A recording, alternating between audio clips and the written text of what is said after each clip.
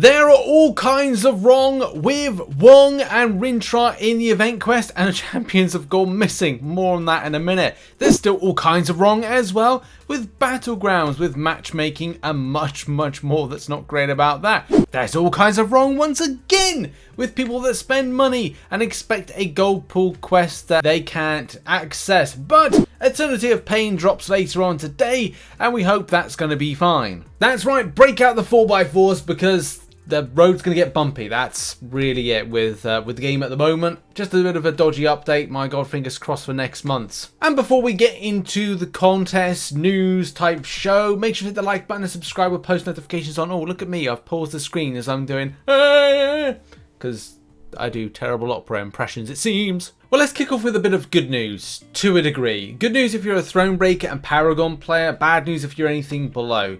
So I just want to say, like, yeah, it's kind of sad not to have anything available for those that are Cavalier. I'm kind of feeling that we've gone away from 2 years ago where we had something called the Omega Quest, which allowed players to do various different types of difficulties and allow everyone to have, like, you know, an equally grindy summer in doing the same thing for a common cause, so to speak. But now we've come to a stage where Eternity of Pain is very much situated for the top end of players, which is, as I said, a little bit disappointing to not have anything for everybody else to do. But in some ways, it is a good news situation to see it back for, you know, a large amount of players that are Thronebreaker and above. Gives them something to do where they may want to done like a lot of things. Eternity of Pain drops later on today at 10 AM PST, and if you've seen some of the leaked footage, then you might know who's going to be the first week boss, and also you'll probably be thinking of counters in order to get the champion done.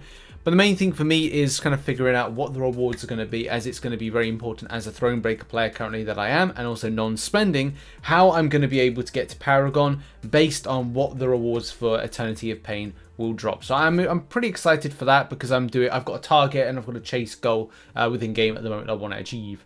Which cheated against my good friend Mr. Richard Belding, and I wanted to find out, since the cheating, because let's face it, an unawakened Cat Marvel movie going up against a Jabari Panther, which is 6-star awakened, and I would assume rank 3, is defeated in 2 seconds, because hey, go figure with these things. But still, the cheater won because, well, let's face it, this particular player is level 50. What has been the action taken? Has any action been taken? The particular player has not been active in a day, so I want to say that they were banned as a result. And that kind of ties into when this all happened on the 9th of May, and then obviously being the 11th, so it could come up with 2 days very soon. Or they avoided being banned and decided not to log back into the account. I don't know with that. That's just kind of like guessing that particular one just there.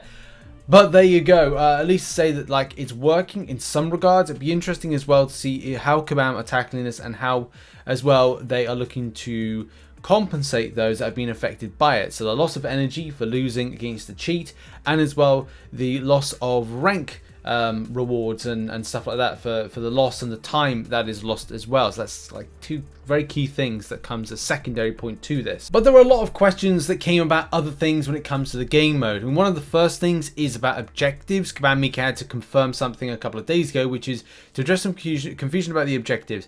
The 28-day timer is the length of the entire event, but the 2-day and 7-day events will reset be replaced after a 2-day/7-day period. So every 48 hours there's more opportunities to earn more, and but the event itself runs for 28 days. It is a little bit confusing, and Kabam this month have done confusing very well, so congrats to Kabam for that one.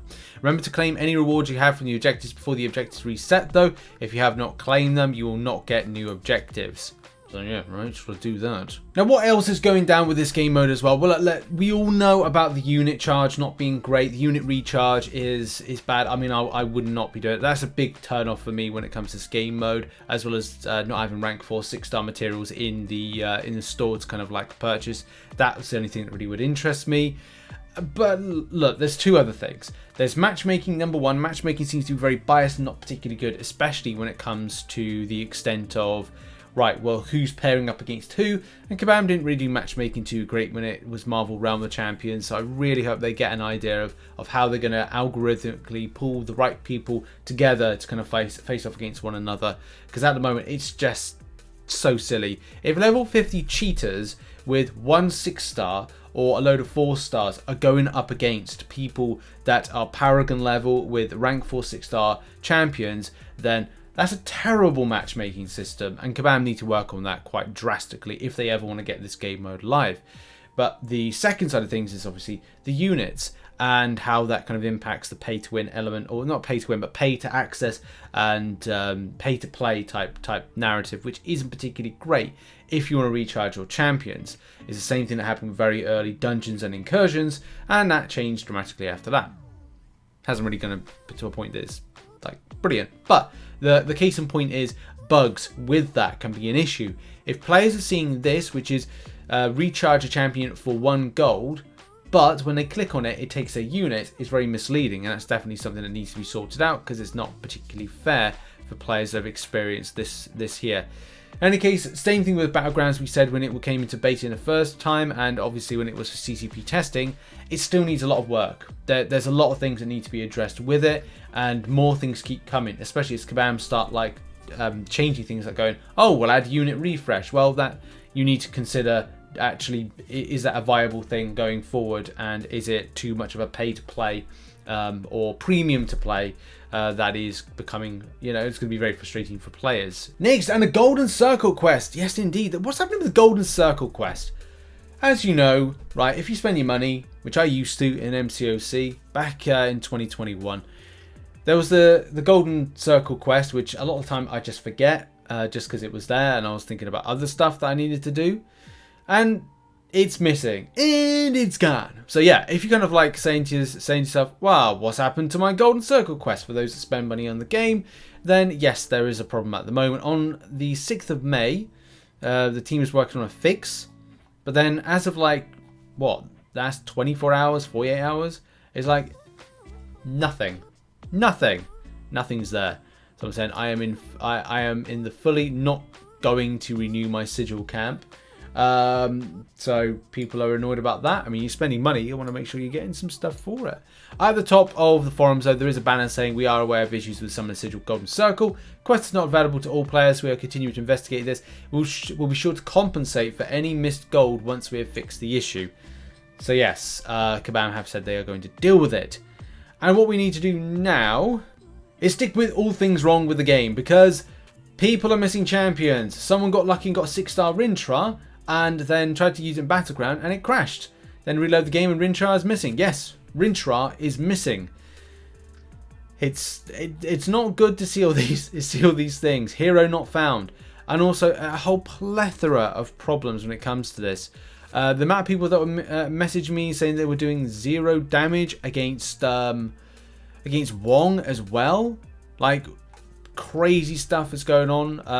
My cousin messaged me and said, oh, you know, I can't do any damage against Wong, and that's not good. On screen right now is an example of, well, doing no damage against Wong, because, hey, that's another thing that's potentially broken with the game. Yes, you cannot do damage against Wong. Wong is invincible. Well, he is the Sorcerer Supreme at the moment. But just a quick check in game just to see what's going on. I think Kabam might have resolved this. I mean, Wong seemed to be popping up there. Let's click on the event quest and go maybe to kind of Cavalier and kind of see like, okay, well, do we have any kind of like 0 ratings on things? Is it fine? You know, let's have a quick look. Yeah, it looks to be back.